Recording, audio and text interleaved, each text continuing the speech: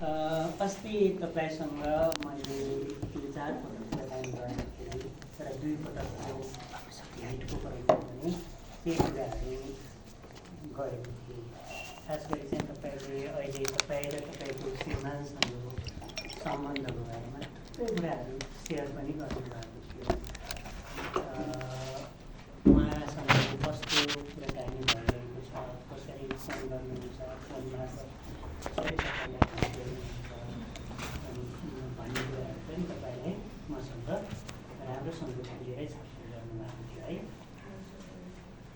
धेरै विश्वास गरेर तपाईँले यो कुराहरू मलाई भन्नुभएको छ र मैले तपाईँको केसलाई फेरि घर गएर मैले पनि सोचेँ र यो 3-4 पटकको भेटमा म आफैलाई पनि अप्ठ्यारो भयो र मैले तपाईँलाई ठ्याक्कै के भन्नुपर्छ, मेगाले ठ्याक्कै यसपछि चाहिँ यो गर्नुपर्छ है भन्ने कुरा मलाई पनि भन्न सकिएको भएन। ठ्याक्कै तपाईँले चाहिँ अब कसरी अगाडि बढ्नुपर्छ होला भन्ने कुरा चाहिँ मेरो मनमा पनि आइगयो र अझै पनि मलाई चाहिँ के विश्वास छ भने मेगाको जुन यो साहस अनि यहाँसम्म आउनुभयो, मलाई सबै कुरा व्यक्त गर्नुभयो र आफ्नो व्यक्तिगत जीवनको कुराहरू पनि सेयर गर्नुभयो र आफूले कोबाट सहयोग मागिराख्नु भएको छ भन्ने कुरा पनि स्पष्ट रूपमा मलाई भन्नुभयो। त्यसका लागि फेरि पनि धन्यवाद दिन चाहन्छु। र सँगसँगै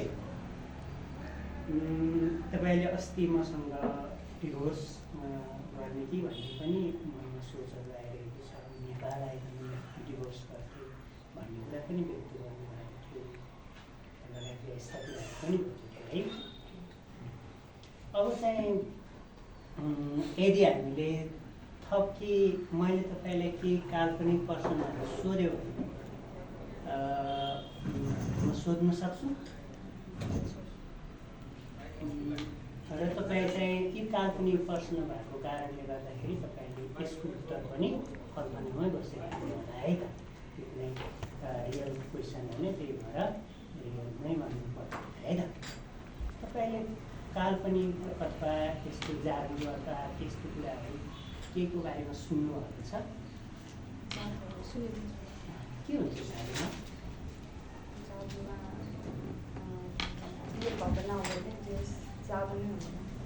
चमत्कार हुन्छ, केही नयाँ कुरा अकस्मात त्यो क्षण पनि बितेर जान्छ, नयाँ क्षण हुन्छ। त्यसै गरी एउटा काल्पनिकै प्रश्न सोध्छु है त, हुन्छ?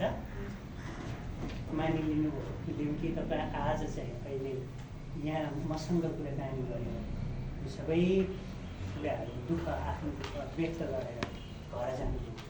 घर जानुभयो आज राति तपाईँ चाहिँ आफ्नो मस्त निद्रामा निदाउनुभयो। मध्यरातमा अगाडि हामीले छलफल गरेको चमत्कार भएछ। चमत्कार भइसकेपछि तपाईँको सबै जुन दुःख दिएको श्रीमानले दिएको पीडा तनाव लगायतका जति समस्या छन् ती समस्याहरू अकस्मात एकाएक सबै समस्याहरू गए, जादु भयो, हरायो र बिहान उठ्ने बित्तिकै तपाईँलाई चाहिँ थाहा भयो कि आज मेरो सबै समस्याहरू गइसकेका रहेछन् भन्ने थाहा भयो। र त्यो थाहा भएको कुरा चाहिँ जादु घटेको कुरा चाहिँ सबैभन्दा पहिला चाहिँ कसले थाहा पाउँछ होला यदि साँच्चीकै तिनीहरू गयो भने?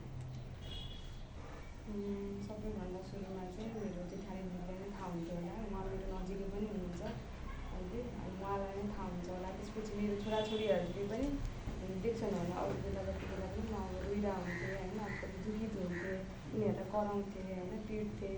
अनि सायद म उनीहरूसँग चाहिँ अब उनीहरूलाई के मनपर्छ, मनपर्ने खानेकुराहरू बनाइदिरहेको हुन्थ्यो होला। अनि त्यसपछि उनीहरूलाई चाहिँ अलिकति राम्रोसँग हेरचाह गरिरहेको हुन्थ्यो होला, कराउँदैन थियो होला, सानो कुरामा पिट्दैन थियो होला। धेरै राम्रो। तपाईँको सबैभन्दा पहिला त दिदीलाई थाहा हुन्थ्यो होला, त्यसपछि छोराछोरीलाई थाहा हुन्थ्यो र कसरी हुन्थ्यो भन्ने कुरा पनि भन्नुभयो। र दिदीलाई चाहिँ कसरी थाहा हुन्थ्यो? दिदीलाई चाहिँ कसरी थाहा हुन्थ्यो भन्दाखेरि म जहिले पनि उहाँलाई आफ्नो केही समस्या भयो भने उहाँलाई भनिहाल्थेँ होइन। मेरो छेउमै हुनुहुन्छ अनि म छेउमा कोठामा गएर उहाँसँग म कतिचोटि होइन मेरो आफ्नो जो मलाई भएको अप्ठ्यारोहरू मलाई श्रीमानले गरिरहनु भएको त्यो बारेहरू भनिरहेको हुन्थेँ। अनि सायद अनि म उहाँलाई गएर चाहिँ कुराहरू भन्थ्यो। अब मेरो श्रीमानले चाहिँ अब मलाई सबै कुराहरू भन्न छोडिसक्यो, राम्रो छ अहिले भनेर। सबैभन्दा सुरुमा चाहिँ म उहाँलाई नै सुनाउँथेँ होइन, किनभने उहाँले यति लामो समयसम्म यो के अरे जुन मलाई परिरहेको थियो होइन, त्यो चाहिँ उहाँले सुनिदिरहनु भएको थियो। अनि सायद म उहाँलाई भन्थ्यो उहाँलाई चाहिँ त यदि तपाईँले चाहिँ भन्नु भएन दिदीलाई र जादु भएको कुरा चाहिँ उहाँले आफैले थाहा पाउनुभयो र थाहा पाउनुभयो, तपाईँले नभनिकन थाहा पाउनुभयो, कसरी थाहा पाउनुभयो? म अरू बेला कपालहरू त्यस्तो खासै कोरिरहेको हुँदैन, कपाल कोर्न जाँगर लाग्दैन थियो। अनि सायद उहाँले मलाई सोध्नुहुन्थ्यो होला, आज कपाल कोरेको रहेछ, राम्रोसँग बसेको रहेछ होइन, हाँसिरहेको छु भनेर उहाँले त्यसरी थाहा पाउनुहुन्थ्यो। अनि त्यसै गरी तपाईँको शरीरमा के फरक हुन्थ्यो? त्यो साँच्चीकै जादु शरीरमा चाहिँ जस्तो मेरो मनमा केही बिचिरहेको जस्तो मुटुभित्र गएर एउटा डर भन्ने चाहिँ जहिले मलाई भइरहन्थ्यो होइन, सायद त्यो डर मेरो शरीरमा हुँदैन थियो होला। अनि तपाईँको भावना कस्तो हुन्थ्यो, मन कस्तो हुन्थ्यो? मन मेरो खुसी हुन्थ्यो होला। अब छोराछोरीहरूलाई अब देख्दाखेरि पनि कहिलेकाहीँ रिस उठ्थ्यो होइन, अब सायद त्यो देखेर अनि मेरो मन छोराछोरीहरूलाई देखेर पनि मलाई खुसी लाग्थ्यो होला, एउटा नयाँ जोस जाँगर ऊर्जा चाहिँ भइरहन्थ्यो होला छोराछोरीहरूप्रति पनि। धेरै धन्यवाद। तपाईँसँग कुराकानी गर्दाखेरि यो काल्पनिक प्रश्न सोद्धाखेरि चाहिँ यदि तपाईँको जीवनमा साँच्चीकै त्यो जादु घट्यो भने तपाईँले चाहिँ छोराछोरीलाई अझै बढी माया गर्नुहुन्थ्यो होला, दिदीले पनि थाहा पाउनुहुन्थ्यो होला, तपाईँ स्वस्थ हुन्थ्यो होला, मन पनि हल्का हुन्थ्यो होला जस्ता कुराहरू गर्नुभयो है, के मैले सही बुझेँ? र अझै अर्को विषयवस्तु तपाईँले जुन यो फर्स्ट मसँग कुराकानी गर्दाखेरि के भन्नुभएको थियो भने तपाईँले हिंसा जुन चाहिँ त्यो दुर्व्यवहार भइरहेको छ भन्ने कुरा गर्नुभएको थियो, उसले धम्क्याइरहेको छ भन्ने कुरा गर्नुभएको थियो। त्यसलाई कसरी रोक्न सकिन्छ भन्ने बारेमा केही छ भने केही तपाईँले के कति छलफल गर्नुभएको छ त्यो मलाई सुनाइदिनुहुन्छ? मैले केही सोचेकै छैन त्यो बारेमा होइन। उहाँले जहिले मलाई फोन गर्दाखेरि चाहिँ अब गाली गर्नुहुन्छ, त कोसँग गइस्, कोसँग सुतिस् होइन, के गरिस्, को ठाउँमा कहिले जाइस् कि भनेर जहिले मलाई भनिरहनुहुन्छ होइन। अनि मलाई चाहिँ एकदमै त्यो कुराले चाहिँ धेरै गाह्रो भइरहेको छ, निद्रा पनि लाग्दैन होइन। अब मैले जुन जसरी मैले उहाँले भन्नुभयो यो कोठा, त्यो कोठा मैले त्यसरी पनि पठाएँ होइन। त्यति गर्दा पनि अहिले चाहिँ उहाँलाई चित्त बुझेको छैन अनि अझै मलाई शङ्का चाहिँ गरिरहनुहुन्छ। मैले त्यसो जस्तो केही पनि गरेको छैन। के गर्यो भने त्यो शङ्का कम हुन्छ? मेगा भन्ने एउटा दुईजना छन् है, तपाईँको के अरे श्रीमान हुनुहुन्छ, उहाँ तपाईँ दुवैजनाले चाहिँ के गर्यो भने चाहिँ त्यो शङ्का कम हुन्छ? कसरी त्यो गर्नु, कसरी कम हुन्छ? चाहिँ अब उहाँले मसँग मलाई पहिलेदेखि नै शङ्का थियो, धेरै पहिलादेखि नै त्यस्तो शङ्का गरिरहनु हुन्थ्यो होइन। पहिला म 16-17 वर्ष हुँदाखेरि मेरो विवाह भएको चाहिँ 4-5 वर्षपछिदेखि नै उहाँले मलाई त्यस्तो भनिरहनु, बिहा भएको 2-3 वर्ष राम्रै थियो, त्यसपछि चाहिँ अनि उहाँले मलाई शङ्का गरिरहनु हुन्थ्यो। अब शङ्का नगर्नुको लागि चाहिँ मैले उहाँले भनेको माने भने चाहिँ उहाँले गर्नुहुँदैन। उहाँले भनेको मान्यो भन्दाखेरि के गर्नुपर्छ?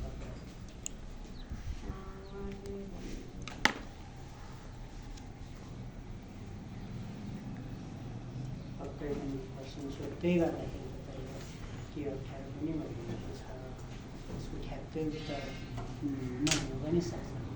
तर तपाईँले आफैलाई फर्केर के उत्तर भेटिन्छ कि अर्को उत्तर पनि हामीले गर्न सक्छौँ त, यसबारेमा थप छलफल पनि गर्न सक्छौँ। तर अहिलेको लागि तपाईँ डिभोर्स गर्ने जुन निर्णयमा पुग्नुभयो, यो निर्णयमा कसरी पुग्नुभयो त्यसको बारेमा पनि भन्नुहुन्छ? यो चाहिँ कस्तो भन्दाखेरि मैले धेरै सकिसकेँ होइन, जहिले मलाई पिट्ने कुट्ने, जसको अगाडि पनि मम्मी बुवाले चाहिँ कतिचोटि छेकी पनि सक्नुभयो होइन। त्यसरी कुट्दाखेरि पिट्दाखेरि अनि अब खाएर आउने, जहिले बेलुका बेलुका खाएर आउने, केही कामहरू पनि नगर्ने। अनि मैले चाहिँ यो धेरै वर्षसम्म मैले सहिरहेको, अनि नजिक आउने मम्मी बाबा चाहिँ जसको अगाडि पनि अब आफ्नो नजिक आएर होइन अलिकति नजिकिन खोज्ने, जसको अगाडि खाइसकेपछि त्यस्तो गर्ने। अनि दुर्व्यवहारहरू चाहिँ मलाई गरिरहनु हुन्थ्यो होइन। अनि त्यसपछि मेरो इच्छा विपरीत पनि उहाँले मलाई त्यसरी नराम्रो गरिरहनु हुन्थ्यो होइन। त्यो भएको यो चाहिँ धेरै वर्ष पनि भइसक्यो। अनि त्यो हुँदाखेरि चाहिँ मैले चाहिँ अब कति सहिसकेँ, अब चाहिँ हुँदैन नै भनेर चाहिँ मैले अब उहाँ फर्किसकेपछि चाहिँ म अब छोड्छु नै भनेर चाहिँ मैले निर्णय चाहिँ गरिसकेँ। भनेपछि अहिले उहाँ विदेशमा हुनुहुन्छ र यस्तो अहिले चाहिँ अझै पनि धनगढीमा जारी छ भन्नुभयो। तपाईँले आत्महत्याको सोच पनि आइरहेको छ भन्नुभएको थियो। यसबारेमा कुनै प्रयास गरेको छैन, त्यसको समयमा सोचाइ मात्रै आफू मर्ने जस्तो लाग्यो भन्नुभएको थियो। केही थप छ यसमा भन्नुपर्ने? छैन, उहाँको अब मेरो मैले हजुरलाई भनिसकेको थिएँ मेरो कस्तो बेलामा यो सोचहरू गर्छ कस्तो भन्दा आत्महत्याको ए सोच? जब उहाँले चाहिँ मलाई यसरी नै फोनमा तर्तर दिनुहुन्छ होइन, अनि गाली गर्नुहुन्छ, यो गर त्यो गर अनि शङ्का गर्नुहुन्छ होइन, अनि त्यति बेला चाहिँ मलाई आउँछ। तर यो कुरा सबै कुरा तपाईँले आफ्नो दिदीलाई पनि भनिराख्नु भएको छ होइन, जेठानी दिदीलाई। अब चाहिँ यदि के अरे कुनै दिन चाहिँ यस्तो कुनै नमिठो भयो, नराम्रो भयो र नेगाले त आफूलाई हानि गर्ने व्यवहार गरेको छ नि भन्नेसम्म डिसिजन पनि हुन पुग्यो भने त्यसले तपाईँलाई कस्तो महसुस हुन्छ?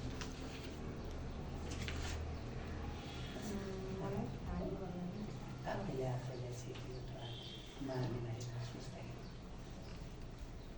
त्यति बेला चाहिँ मलाई मेरो छोराछोरीहरूको चाहिँ मतलब के गर्छन् होला म भएन भन्ने खालको चाहिँ मलाई हुन्छ, नराम्रो लाग्छ त्यो सोचेर मलाई आफू नराम्रो महसुस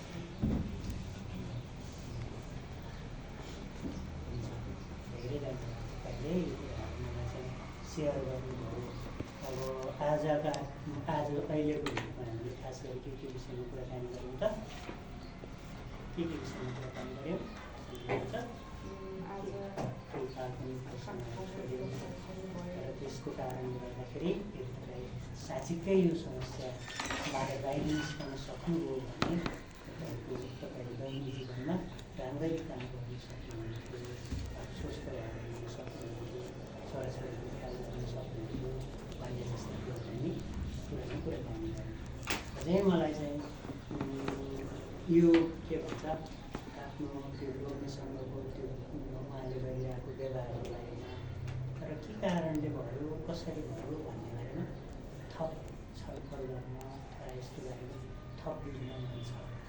तपाईँले मलाई चाहिँ त्यसलाई चाहिँ कसरी समाधान गर्न सक्छौँ, तपाईँले सँगै बसेर कसरी त्यसको समाधानको उपाय निकाल्न सक्छौँ भनेर पनि तपाईँले पनि हामी दुईजना बसेर त्यसमा काम गर्नुपर्छ जस्तो लाग्छ। हुनसक्छ यो पनि एक प्रकारको त्यो छ हिंसामै भएको कारणले गर्दाखेरि त्यसको पनि कहिलेकाहीँ चाहिँ के भन्छ यसलाई समाधान गर्ने तरिका भनेर सोच्नुपर्ने हुनसक्छ, कानुनी विचारको पनि खोज्नुपर्ने हुनसक्छ र तपाईँ अहिले सुरक्षित भन्नुभएको पनि है त।